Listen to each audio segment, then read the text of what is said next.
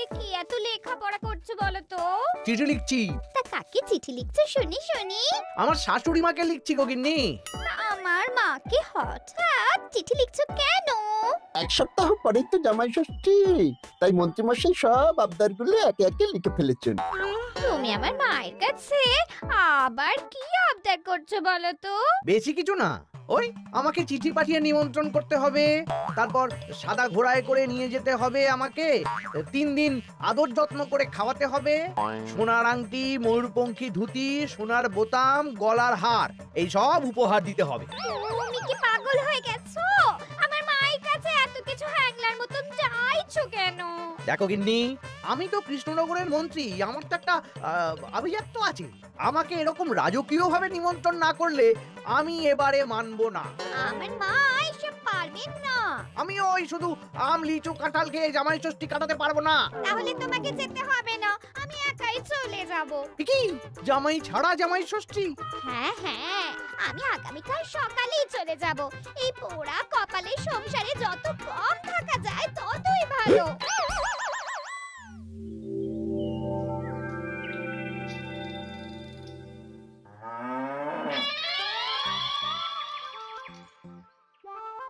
এই চলো চলো চলো চলো।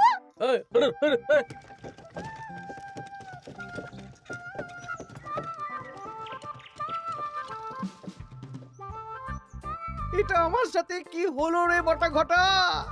লোভে পাপ আর পাপে চাপ হয়ে গেল।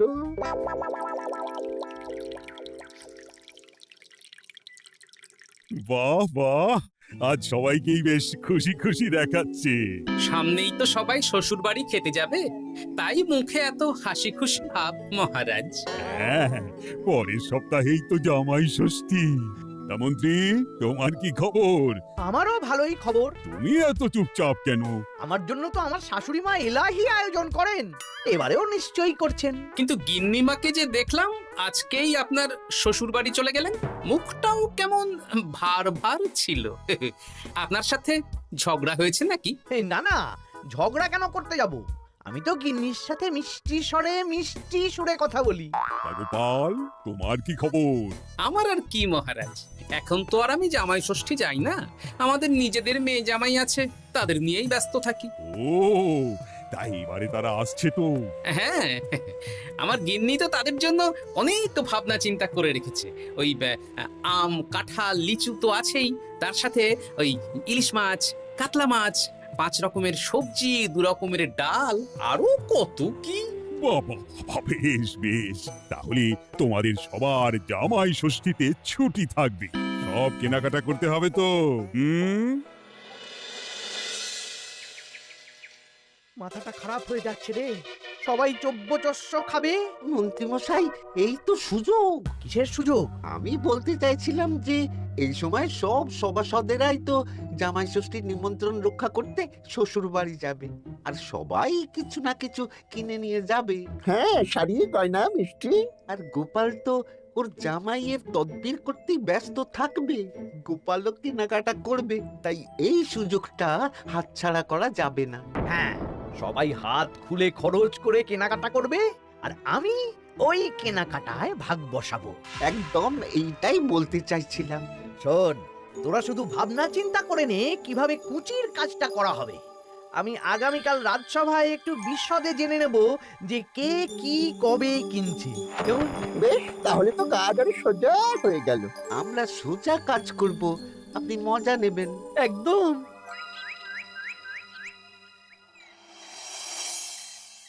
এই কি বলছি শোনো না। মুখ চলছে, কান খোলা, বলে ভালো। আমি আমাদের জামাইয়ের জন্য একটা আংটি আর মেয়ের জন্য একটা নাক ছাবি বায়না করে এসেছি। হ্যাঁ, মানে তুমি আগামীকাল সন্ধ্যাবেলা দাম মিটিয়ে দিয়ে ওগুলো নিয়ে আসবে, কেমন? ওরে বাবারে কি হলো গো? সাত সাত, কি হলো?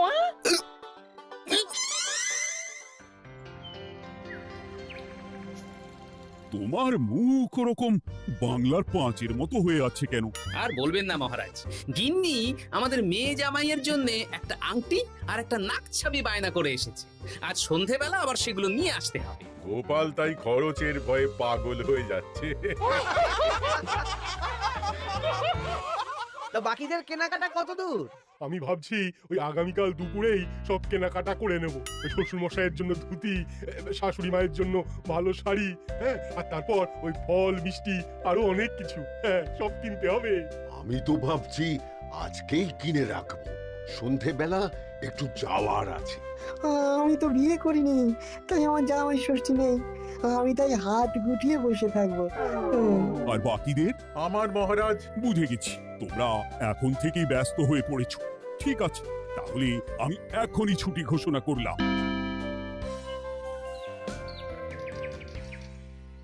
আরে আমার আজকের ভাগ্যটা এতটাই চওড়া যে রাজসভায় শুরুতেই ওই আলোচনা শুরু হয়ে গেল।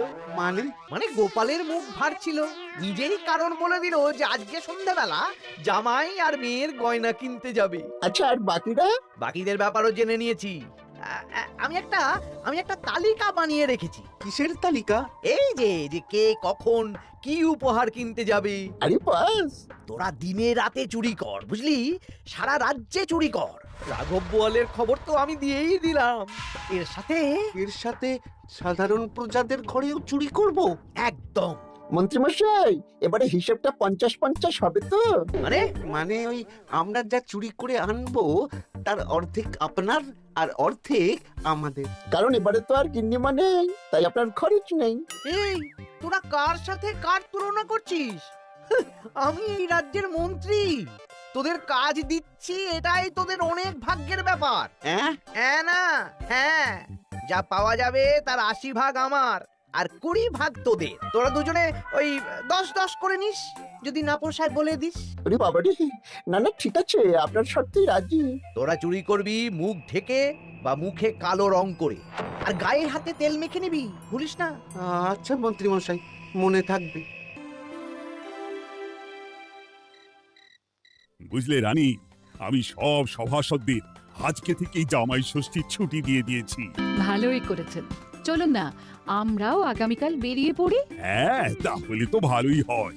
সারা দিন রাত এত কাজের চাপ, এত হিসেব নিকেশ, কয়েকদিন একটু ঘুরে এলে মাথাটা হালকা হবে।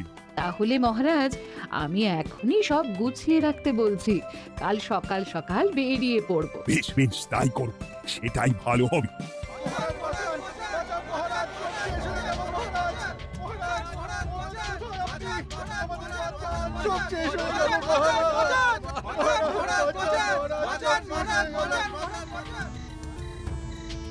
আমি তো আমার শ্বশুরের জন্য একটা পাঞ্জাবি কিনে এনেছিলাম।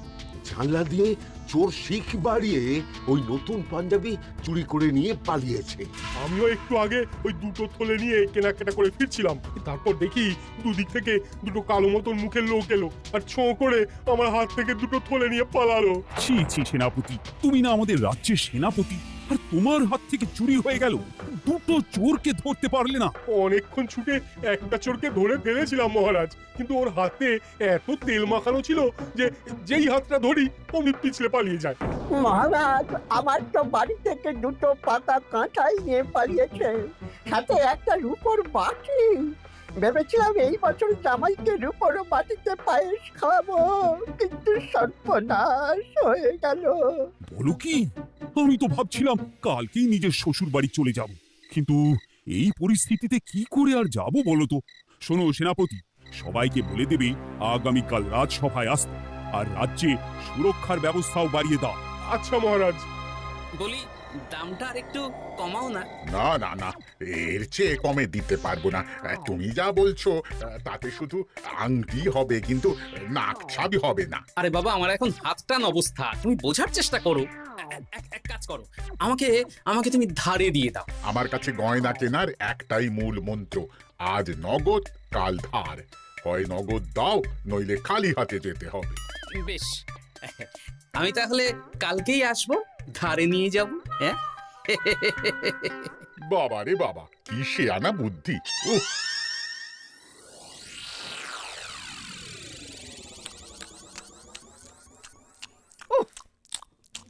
একেই বলে চুরি বিদ্যা বড় বিদ্যা, যদি না পড়ো ধরা।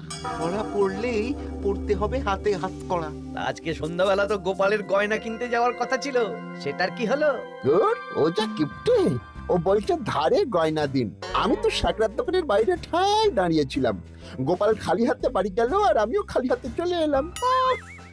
গোপালের এই চওড়া কপাল। কিন্তু সুযোগ একবার পেলে আমরা হাতছাড়া করব না। হ্যাঁ, তোমাকে যে এত করে বললাম সন্ধেবেলা জামাইয়ের আংটি আর মেয়ের নাক চাবিটা নিয়ে এসো, তা কথা কানে যায়নি নাকি? ও শেখ রাজা দাম চাইলো, তা শুনেই আমার মাথা খারাপ হয়ে গেল। মানেটা কি? শেখরা বলেছে আজ নগদ কাল ধার, তাই আমি কালকে ধারে নিয়ে আসবো। ওহ, তোমাকে নিয়ে আর পারি না। হ্যাঁ, মেলা কথা না বলে খেতে দাও দেখি। দিচ্ছি। তা বলি রাজ্যের খবর কিছু শুনেছো? হ্যাঁ, কি খবর? এই যে আজকে সন্ধ্যাবেলায় অনেক জায়গায় চুরি হয়েছে। হ্যাঁ, বলো কি? হ্যাঁ গো হ্যাঁ, আগামীকাল তোমাদের রাজসভার ছুটি বাতিল। রাজবাড়ি থেকে লোক এসেছিল, জানিয়ে গেছে। ব্যাপারটা কি? বলছি হাত পা ধুয়ে নাও, খেতে বসো। বলছি দাঁড়াও।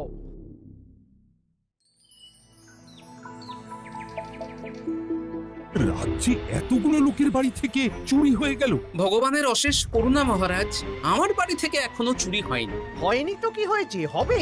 তোমার বাড়িতেও চুরি হবে। বাবা মন্ত্রীমশাই, আপনি কি আগে থেকেই জানেন না কি যে আমার বাড়িতেও চুরি হবে? তা চোর কি আপনার মাস্তুতো ভাই নাকি? কি মন্ত্রী, তুমি কি চোরকে চেনো? সত্যি মন্ত্রীমশাই আপনি চেনেন? চেনেন?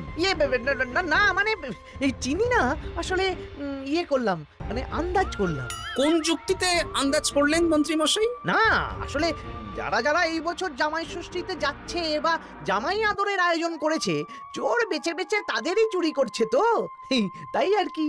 ও বুঝেছি, এটার সাথে মন্ত্রীমশাইয়ের একটা যোগ থাকলেও থাকতে পারে। আচ্ছা, যে জন্য তোমাদের ডাকা, তোমাদের যে দীর্ঘকালীন জামাই ষষ্ঠী উপলক্ষে ছুটি দিয়েছিলাম সেটা বাতিল করে শুধুমাত্র জামাই ষষ্ঠীর আগের দিন থেকে জামাই ষষ্ঠীর পরের দিন পর্যন্ত ছুটি থাকবে। আচ্ছা মহারাজ। আর সবাই একটু সাবধানে থেকো, দিনকাল খুব খারাপ। মন্ত্রীমশাই অত জোর দিয়ে কেন বললেন কথাটা? ব্যাপারটা ভেবে চিনতে দেখতে হবে।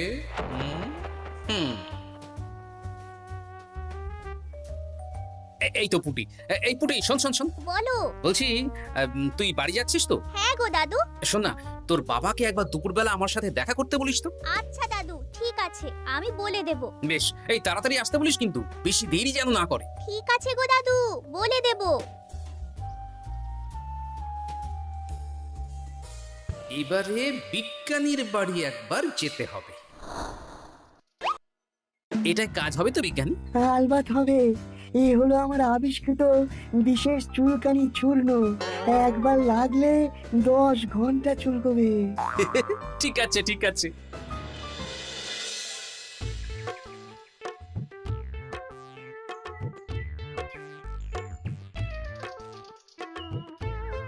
ও গোপাল দাদা, তুমি আমাকে ডেকেছো?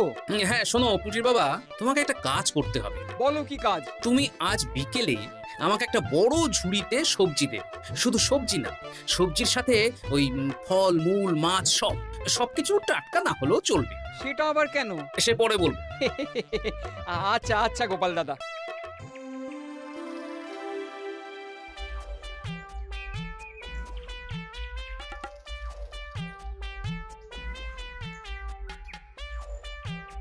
বাবা, পুটির বাবা এত শাক সবজি ফল নিয়ে বাড়ি যাচ্ছ নাকি? না, গোপাল দাদার বাড়ি যাচ্ছি। জামাই ষষ্ঠীর এলাহি আয়োজন করেছে তো। ও তাই তো। বেশ যাও।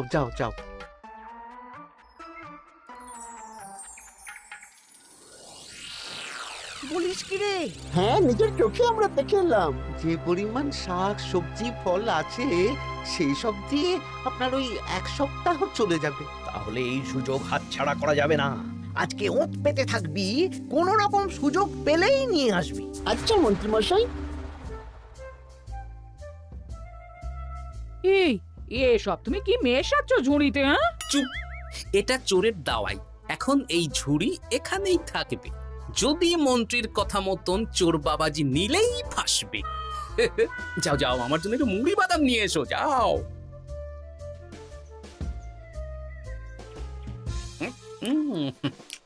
আহা, মুড়ির কি স্বাদ!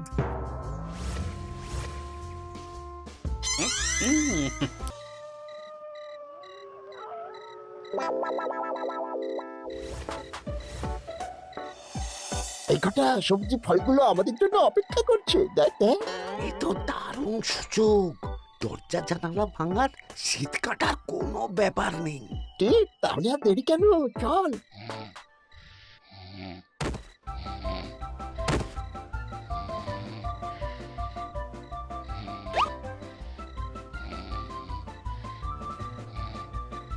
ওরে বাবা রে, কি চুল করছে রে? ওরে বাবা রে, আমারও হাত চুল করছে। ওরে বাবা রে, চুল করছে তো। ওরে বাবা রে। এই কে রে? এই সেরেছে, গোপাল চলে এসেছে। আর পালানোর পথ নেই। এবার আমরা কোথায় যাব? কোথাও যেতে পারবি না, সারা রাত এই উঠোনেই গোল গোল করে ঘুরতে থাক। হ্যাঁ, হ্যাঁ।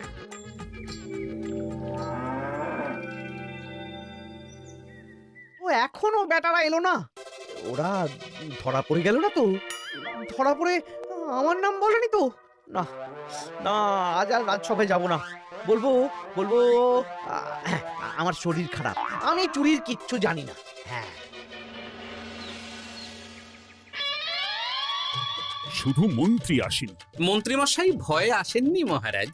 মানে? মানে মন্ত্রীমশাইয়ের দুই বিষাক্ত হাত ধরা পড়ে গেছে। এরা দুজনে মন্ত্রীমশাইয়ের নির্দেশে সবার বাড়ি বাড়ি চুরি করেছে, ছিনতাই করেছে। তাহলে আর দেরি কেন, চলুন মন্ত্রীকে ধরে আনি।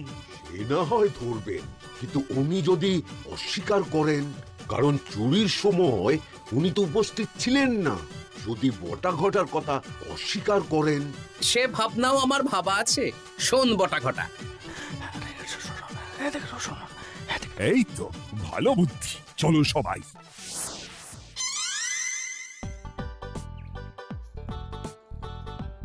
ও মন্ত্রী মশাই, আরে বটার গলা না, দাঁড়া, দরজা খুলছি। না না, খবরদার না, এখন দরজা খুলবেন না। আরে কেন? দরজা খুললে কি হবে? বলছি তো খুলবেন না, আমরা এখান থেকেই কথা বলবো। তোদের চিন্তায় আমি পাগল হয়ে যাচ্ছিলাম। তোদের যে গতকাল সন্ধ্যাবেলা গোপালের বাড়িতে চুরি করতে পাঠালাম, সেটার কি হলো? সেটা আমি পরে বলবো। আগে বলুন, আপনি আজ রাজসভায় যাননি কেন? আরে ভয়ে ভয়ে, আমি ভাবলাম তোরা ধরা পড়ে গেছিস। এবার আপনি দরজা খুললেই দেখতে পাবেন আমরা কি এনেছি। একবার বলে দরজা খুলুন, একবার বলে খুলবেন না। কি হচ্ছেটা কি বটা? এ কি? মন্ত্রী, তাহলে তুমি সেই চোরের মাথা? মানে মাস্তুতো ভাই, আমার চালে সব নিজের মুখে স্বীকার করে নিলেন, আর কিছু না বললেও হবে। না না না না না না, আরে ওই তো আমার চুরি যাওয়া জিনিস। ওই তো আমার শ্বশুর মশাইয়ের গিলে করা পাঞ্জাবি। সেনাপতি, মন্ত্রীকে আর বটা ঘটাকে কারাগারে নিয়ে গিয়ে আচ্ছা সে ধোলাই দাও। একদম মেরে জামাই আদর করবো, চলুন। আবার ধরা পড়ে গেলাম। এবার সবার ছুটি, যাও যাও, আনন্দ করো, খাও আর খাওয়াও।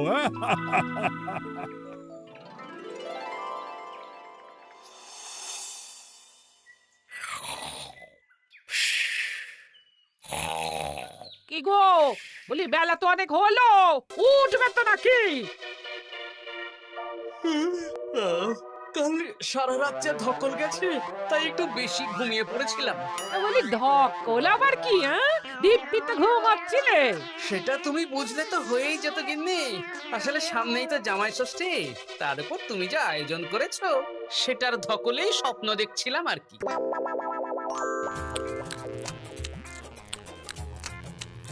জমানো দই, দমদমাট খাবার, দারুণ হয়েছে রান্না। জমজমাট জামাই ষষ্ঠী শুরু হবে আমার।